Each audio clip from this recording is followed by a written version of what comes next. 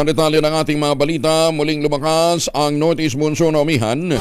Nagdala ito ng pabugso-bugsong mga pagulan at malamig na panahon sa malaking bahagi ng Luzon. Ayon sa pag-asa, 3 pang weather systems ang nakakaapekto ngayon at magdadala ng thunderstorm sa malaking bahagi ng bansa. Sinabi ng pag-asa na ang malamig na hanging amihan na may kasamang mga pagulan ay nararanasan sa Batanes, Cagayan at Apayao. May dala namang maulap na kalangitan at may kalat-kalat pang mga pagulan at isolated thunderstorms ang shear line sa Isabela at Aurora. Asahan naman na magdudulot din ang isolated thunderstorms ang Intertropical Convergence Zone. Ito yung ITCZ na nandyan sa Zamboanga Peninsula, Sultan Kudarat, Sarangani, Basilan, Sulu at Tawi-Tawi. Ang easterlies naman ang nakakaapekto sa Metro Manila at nalalabing bahagi ng bansa. Magdudulot din ang maulap na papawirin na may kasamang isolated rain showers at thunderstorms.